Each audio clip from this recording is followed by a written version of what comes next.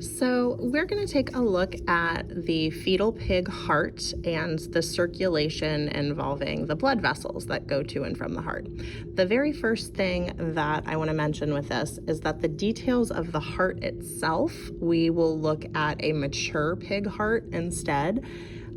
As far as the heart goes, the right side of the heart is responsible for the blood that is returning to it from the rest of the body, which typically it's deoxygenated.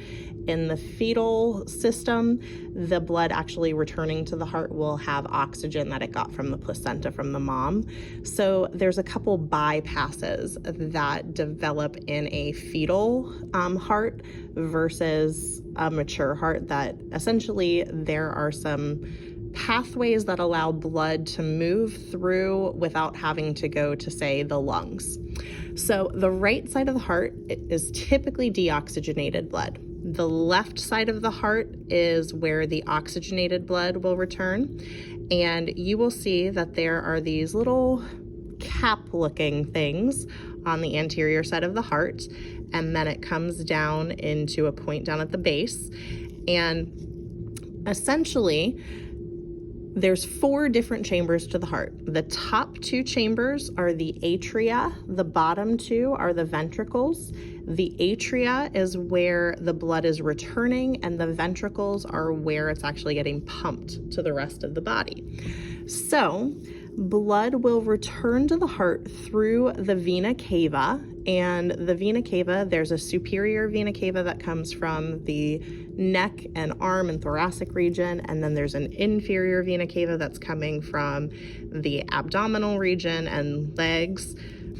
And I have removed the left lung here so you can actually see some of the bronchial tubes, but it's to give us a more clear view of what's going on. So the very first blood vessel you see coming off of the heart, this is coming from the right side of the heart, and this is going to be the pulmonary trunk that branches into pulmonary arteries that go towards the lungs.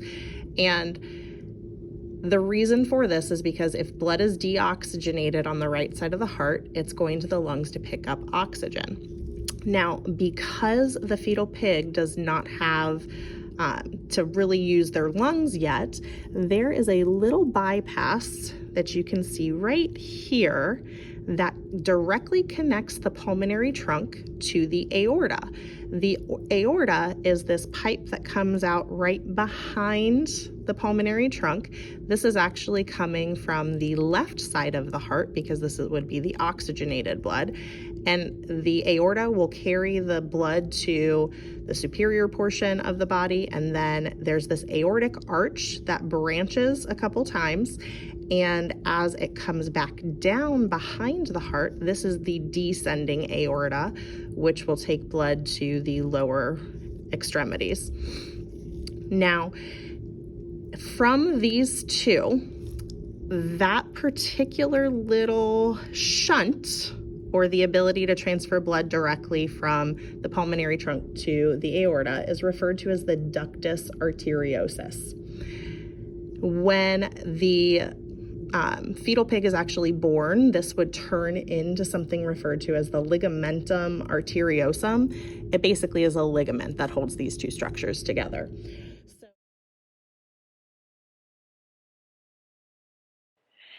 The first blood vessel that takes blood to the systemic circuit is the aorta. The aorta has an arch to it called the aortic arch, where there's 2 separate pipes that go towards the upper extremities. The first one is the brachiocephalic artery that splits into the right subclavian artery, which takes blood to the right shoulder and arm. And then there is the carotid trunk that splits into the right and left carotid arteries that takes blood to the neck and head. And then as we go back to the aortic arch, the second branch that comes off of it is referred to as the left subclavian artery. This vessel is responsible for taking blood to the left shoulder and arm. And then as you go back to the aorta, as it goes down into the thoracic cavity, we refer to it as the descending aorta. This will continue down into the abdomen. As you continue down the descending aorta into the abdominal cavity past the diaphragm, the first branch that we run into is called the celiac artery. The celiac artery provides blood to the spleen and the stomach, and celiac is named after the technical term for the stomach. As you keep going, you will notice that the second branch we run into in the abdomen is referred to as the mesenteric artery. If you look where it connects to the intestines, both the small and the large intestine, and it brings the blood and nutrients to that area. Then, continuing towards the tail, you will notice that we go underneath the renal vein, which is blue, to the renal artery, which supplies blood to the kidney. And then we keep going into the hip region, and it almost looks like a Y down here. The first branch off of that Y is the iliac arteries. Those supply blood to the legs. And then the second branches that we see that go around the rectum, that is the umbilical arteries.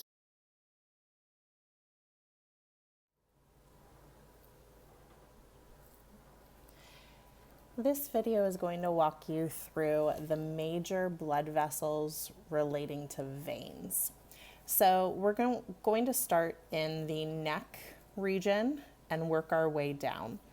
So in the neck region, the things that are blue have been injected with a blue latex that allows us to see the veins. And running right alongside the trachea, there are two veins. These are the jugular veins. There's an internal and an external. And then those two come together in addition to a subclavian vein. This would be the right subclavian vein, and the same thing is happening on the left, albeit the blood vessels were cut during the dissection. So where all three of these come together, this is the brachiocephalic vein, and then the right and the left brachiocephalic veins drain into the superior vena cava, which would bring the blood to the right atrium. We are now observing the blood vessels from the right-hand side of the body because it's easier to see the vein system on this side. So if you'll recall that we had the descending aorta right here that was branching into the iliac arteries, and the second branching is the umbilical arteries. Now, if we are coming back from the legs, we have our external iliac vein, and it runs right behind the arteries. You can see the structure a little bit more clearly right here. Then that comes into the inferior vena cava, and as you keep going up the vena cava, we have the renal veins, and then we continue into the liver, and out of the liver, try to illuminate that a little bit better, you can see the inferior vena cava here. So the blood that's coming back to the heart is actually rich in nutrients, but it's low in oxygen.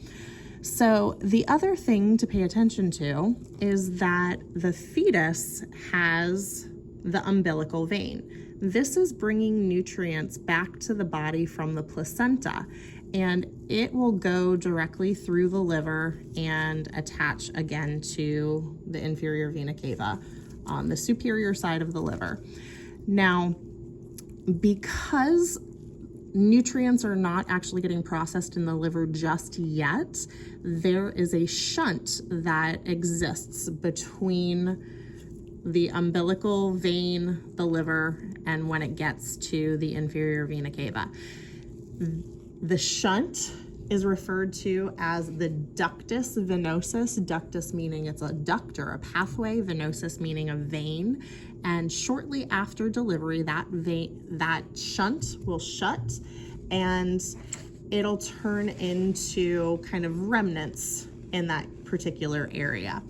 So the primary portion is going to then come from the intestines through the liver and then back to the inferior vena cava, all the way up to the right atrium.